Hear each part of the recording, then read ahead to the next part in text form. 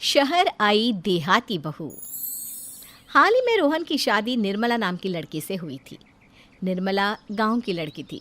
रोहन के पिता और निर्मला के पिता दोनों बचपन के दोस्त थे। उन्होंने बचपन में ही एक दूसरे से वादा कर लिया था कि दोनों बच्चों के बड़े होते ही उनकी शादी करवा देंगे।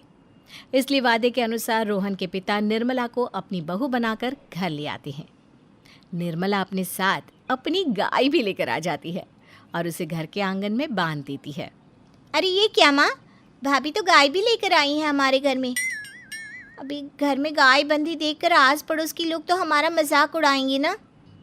हाँ बेटा, तू ठीक कहती है, लेकिन क्या करूँ मैं। तू तो जानती है तेरे पिता किसी की नहीं सुनते। अरे ये क्या निर्मला, तुम अपने साथ गाय क्यों लेकर आई हो? आपके शहर में पैकेट वाला मिलावटी दूध मिलता है ना, लेकिन मुझे तो रोज ताजा दूध पीने की आदत है। गाय लाकर मैंने ना बहुत अच्छा किया है। अब हम सब रोज ना गाय का ताजा ताजा दूध पियेंगे।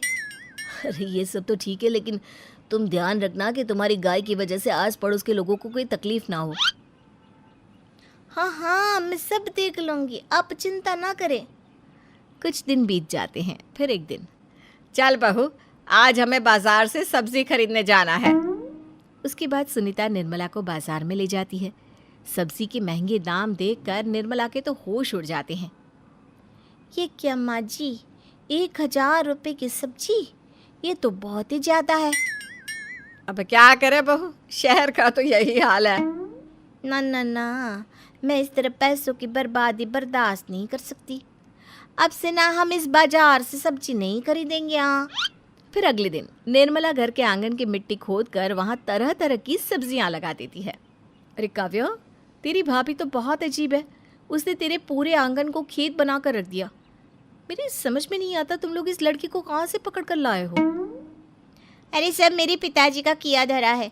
सालों पहले अपने दोस्त से किए वादे के चलते उन्होंने उस गवार को हमारे गले बांध दिया।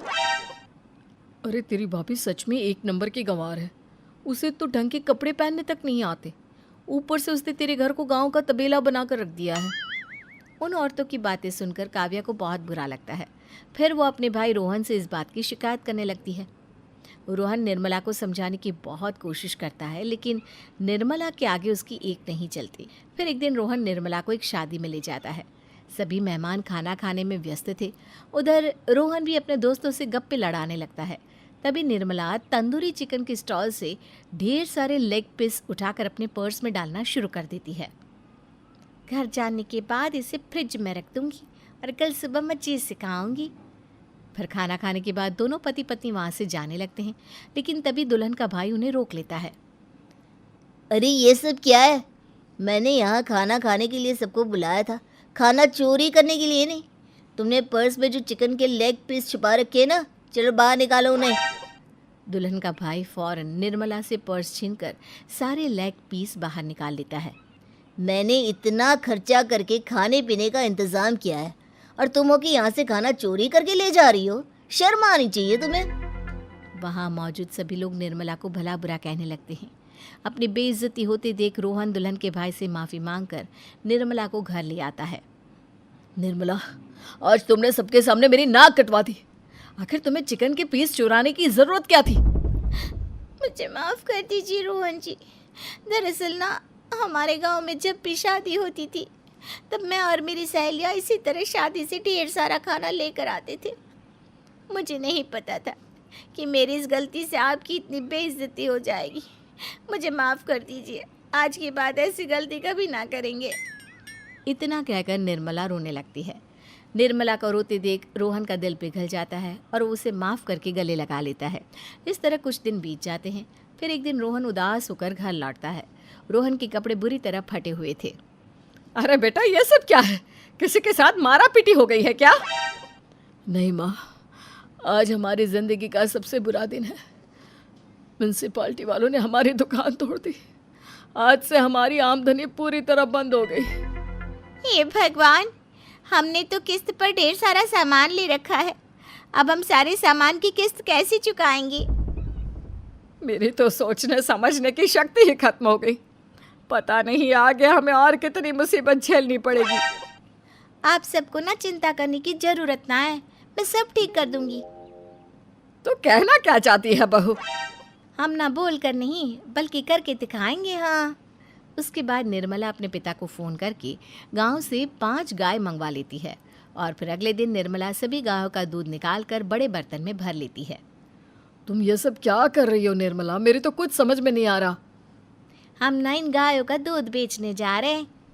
उसके बाद हमारे पैसों की समस्या खत्म हो जाएगी। हे भगवान, बस यही दिन देखना बाकी रह गया था। भाभी दूध वाली बनकर दूध बेचेंगी तो मोहल्ले में इज्जत क्या रहेगी हमारी। सभी लोग हमें तरह तरह के ताने मारेंगे। आप ना ऐसी बेकार की बातें ना करो काव्या जी। जब जेब का पैसा और पेट की रोटी छिन जाती है तो इंसान पहले अपने और अपने परिवार के बारे में सोचता है। और वैसे भी जिस काम से हमारा घर चले उसकी कभी ना बुराई नहीं करनी चाहिए। फिर निर्मला दूध के 2 बड़े बर्तन साइकिल के दोनों तरफ लटकाकर मोहल्ले में घूमने लगती है। दूध ले लो, दूध, गाय का ताजा ताजा दूध ले लो, बिना मिलावट का शुद्ध दूध ले लो। चलो चलो आओ भाई, जल्दी ले लो। तभी निर्मला के पास कुछ औरतें आती हैं। अरे तुम तो सुनीता की बहू हो ना, तुम इस तरह सड़क पर दूध क्यों बेच रही हो? निर्मला उन दोनों औरतों को अपने घर के हालातों के बारे में सब बता देती है। देखिए, मैंने ना अभी अभी गाय का ताजा दूध निकाला है। आप सब तो रोज पैकेट का दूध पीती हो, आज गाय का ताजा दूध पी कर देखिए, इसकी ना बात ही कुछ और है। हाँ बहू, मुझे तुम्हारी बात समझ में आ गई। लाओ, मुझे 2 लीटर दूध दे दो। उस औरत की देखा देखी बाकी औरतें भी निर्मला से दूध खरीदना शुरू कर देती है। थोड़ी ही देर में निर्मला सारा दूध बेचकर ढेर सारे पैसे इकट्ठे कर लेती है। उसके बाद निर्मला घर जाकर सारे पैसे अपनी सास को पकड़ा देती है। अरे बहू, इतने सारे पैसे! सच में तेरा आइडिया तो काम कर गया। अरे माँ जी, आप तो बस देखती जाइए, कुछ ही दिनों में मैं अपने घर की सारी समस्या खत्म कर दूंगी। हाँ। फिर अगले दिन से निर्मला गायों के गोबर से ढेर सारे उपले तैयार करके बेचना शुरू कर देती है। निर्मला को पैसे कमाते देख रोहन के अंदर भी हिम्मत आ जाती है और वो भी दूध बेचने का फैसला करता है। निर्मला के कहने पर उसके पिताजी कुछ और गायों का बंदोबस्त कर देते हैं। इस तरह दोनों पति पत्नी मिलकर दूध बेचना शुरू कर देते हैं। कुछ ही महीनों में उनका दूध का व्यापार खूब फल फूल जाता है। इसके चलते रोहन एक बड़ी दूध की डेयरी भी खोल लेता है।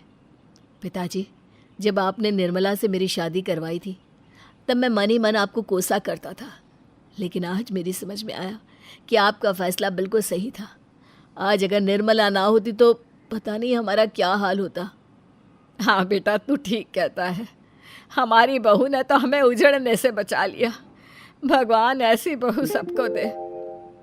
इस तरह निर्मला की समझदारी के चलते सब कुछ ठीक हो जाता है और वो सभी हंसी खुशी अपना जीवन जीने लगते हैं।